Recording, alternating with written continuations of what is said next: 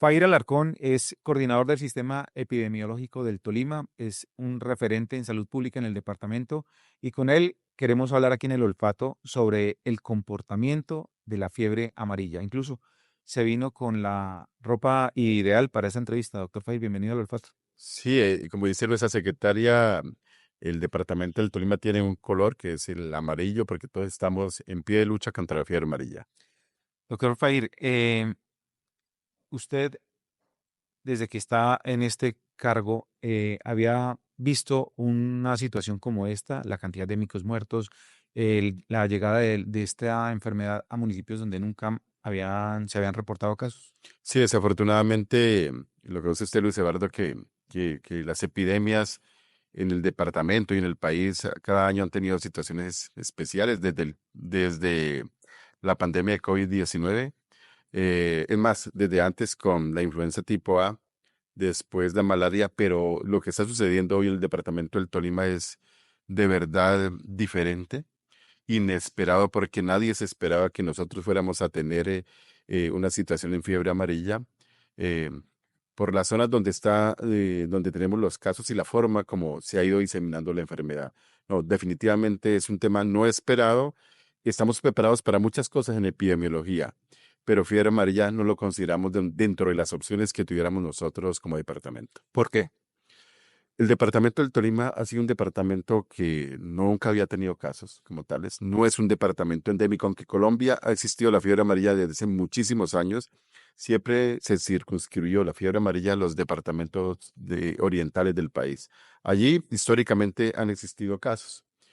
Eh, Nosotros no teníamos historia y ese tema del no haber tenido casos nos volvió también susceptibles, una presa fácil, digamos, para el virus porque la población estaba preparada y una población que no estaba vacunada. Nunca se consideró el departamento del Tolima como un departamento de riesgo para la fiebre amarilla. Pero sucedió lo que sucedió primero en un foco en el oriente del departamento que se fue expandiendo rápidamente y después de una forma inesperada aparece en un foco del sur, luego apareció en otros municipios, en el centro, inclusive en el norte del departamento. Y eso ha generado un tema de análisis, no solamente para el Tolima, sino para la nación y el mundo, es decir, cómo se está comportando la fiebre amarilla en este momento. Nosotros en la historia colombiana no teníamos casos sobre la cordillera central, de los Andes. Sin embargo, por circunstancias que todavía son de análisis y discusión, empezamos a tener casos, primero en la ladera occidental de la cordillera oriental y luego en la cordillera central, lo que está pasando en este momento en el sur del departamento del Tolima, municipios como Ataco, como Chaparral, como Río Blanco, como Planadas, Ortega, donde tenemos nosotros episodios, eso jamás se había visto en el Episodio es país. eso, micos muertos, para hablarlo en Sí, se español. le llamamos epizootias. Realmente uno habla de epizootias, el término es de animales que fallecen por una enfermedad como tal. En este caso nos circunscribimos más a los primates no humanos, que es como se le llama a los miquitos, a los monos, que son también muy afectados por la fiebre amarilla. Usted dice que eso no pasaba, explíquemelo a la gente, porque según hablábamos antes de esta entrevista, el vector y la temperatura, ¿nos puede explicar? Sí, es decir, eh, nosotros tenemos una población susceptible que no estaba vacunada, pero no teníamos virus y quien transmite el virus son los vectores. Históricamente el vector siempre ha estado en las zonas selváticas, que es la zona de los llanos orientales, Amazonas, Baupés, Putumayo, ¿sí? Esa zona siempre hemos tenido otros vectores que transmiten la fiebre amarilla, pero ese vector no había tenido la capacidad de traspasar la cordillera, la parte alta de la cordillera oriental, por lo tanto siempre estuvo allí. Lo más probable es que por cambios climáticos que ha ido aumentando la temperatura, él ya se logra adaptar a temperaturas más altas y pasa a la cordillera oriental y se empieza a ubicar al otro lado y se empieza a diseminar, que es lo que estamos viendo. El virus no solamente se quedó en la cordillera oriental, sino que está en el momento en la cordillera central. Municipios, como les decía antes, son municipios que quedan al otro lado del río Magdalena, pero que el virus ya se fue a esa zona y que se sigue desplazando de una forma rápida, ¿sí? Hacia los municipios, hacia el norte, una migración que hemos visto y que gracias a la vacunación que ha hecho el departamento, los municipios, todo el mundo, porque aquí ha sido un concurso de todos, se ha logrado contener. Sin embargo, no es tan fácil y se siguen presentando casos. Le estoy preguntando como una persona que pues, no tiene la formación, ¿un vector podría vivir por una temperatura, una altura, ¿sí? Entonces, se fue adaptando la temperatura en la parte alta, ya no es tan frío, sino que ya por el cambio climático, eso es lo que le da posibilidad de vivir, sobrevivir y adaptarse y pasar. Claro, es eso. Es decir, antes, usted lo dice claramente, ese vector por debajo de los 2.400 metros sobre el nivel del mar. Digamos que las cordilleras están alrededor de 3.000 metros sobre el nivel del mar. Pero con los cambios climáticos, esas zonas que antes eran muy frías, que eran zonas de nevado, hoy en día eso se perdió, son zonas más cálidas. Y el vector se va adaptando y logra traspasar las cordilleras, ese vector infectado y ese virus como tal. Y eso es lo que tenemos nosotros. Aquí encuentra nuevos vectores y se empieza y se sigue multiplicando la infección, que es lo que está sucediendo en ese momento. Un vector, ¿cuánto puede volar? Perdón la Sí, ignorancia. sí, bueno, esa es una de las cosas que es bien interesante cuando se hace el análisis, pero el vector no va a volar más de 1 kilómetro, ¿sí? Relativamente en vuelos cortos. Pero el tema no es por el vuelo, es por los vientos. Es decir, aunque el vector no vuela mucho, el viento sí lo desplaza y lo va llevando.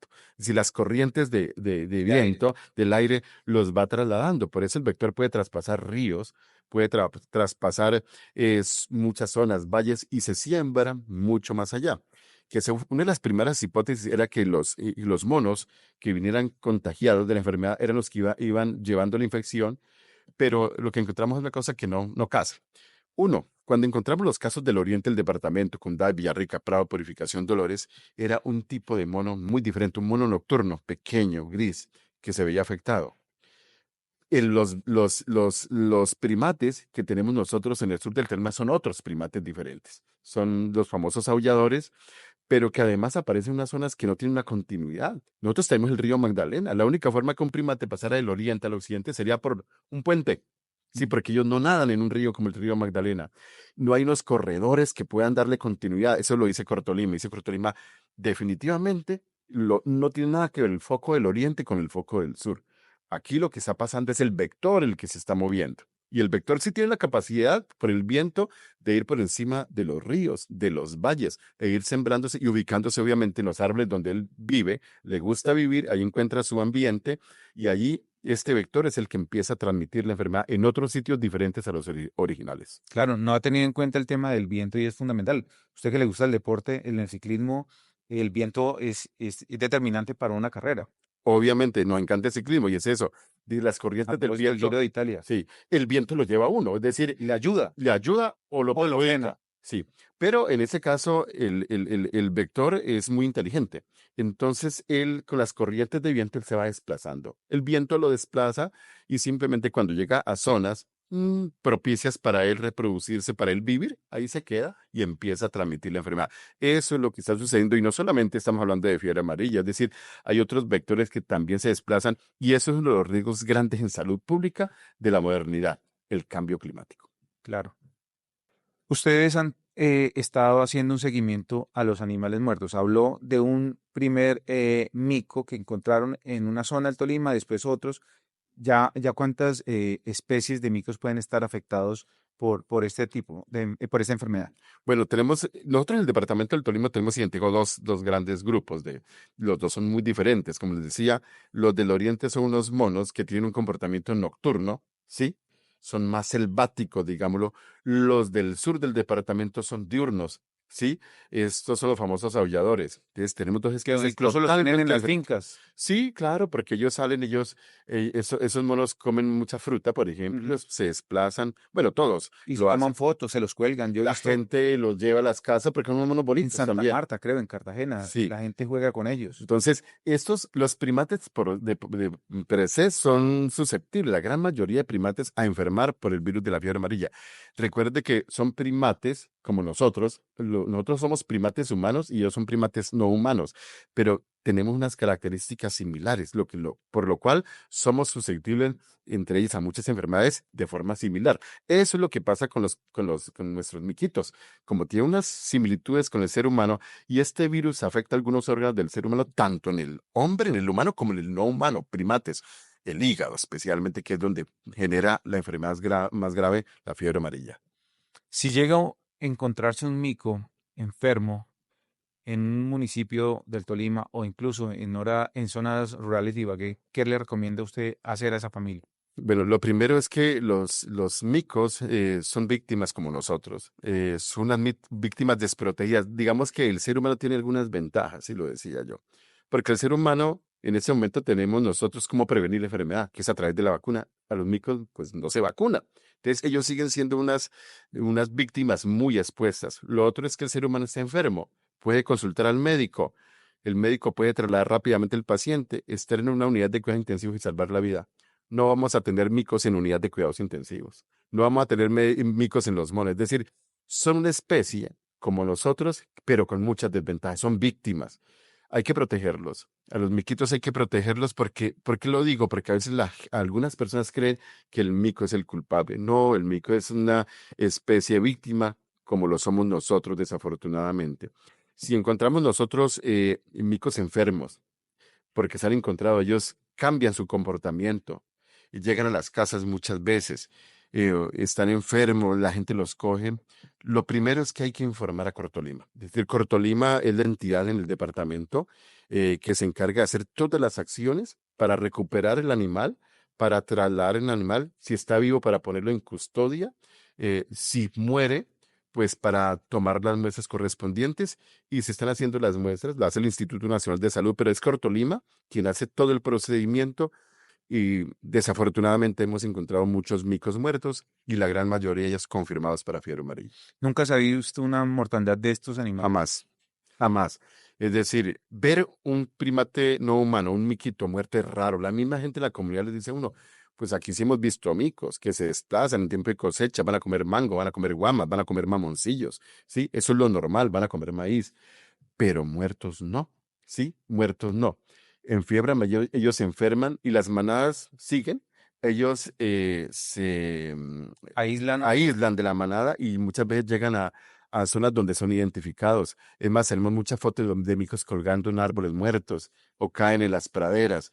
Eso jamás se había visto en el departamento del Tolima. Por eso en fiebre amarilla, el observar micos, monos muertos, es un indicio de que posiblemente está pasando algo grave. Y yo aprovecho la oportunidad porque todavía tenemos en otras zonas del departamento, muchas zonas donde no tenemos casos de fiebre amarilla. El hecho de que encontremos nosotros un comportamiento inusual o micos muertos, es importante que se informe rápidamente a la Secretaría de Salud y a Cortolima, porque lo primero que hay que sospechar, hasta que no se demuestre lo contrario, que es un mico que posiblemente falleció por fiebre amarilla. Doctor Fay, muchas gracias. Con mucho gusto. ¿Cuándo va a venir a comentar fútbol o ciclismo aquí Bueno, al vamos a Olfato? hablar de ciclismo, vamos a hablar de fútbol. El deporte, recuerden que es salud, es muy Sí, importante y es un mensaje también. Es decir, las personas que hacen y hacemos deporte, pues nos vamos a mantener mucho mejor y vamos a llegar a los 60 años muy bien. muchas Muchas gracias, gracias, doctor José. Fay. Es Fayr Alarcón, coordinador del Sistema Epidemiológico del Departamento del Tolima. A ustedes muchas gracias por estar con nosotros. Recuerden la importancia de la vacunación. Hay más de 422.000 dosis aplicadas y es importante que se continúen vacunando. A ustedes muchas gracias y los esperamos en elolfato.com.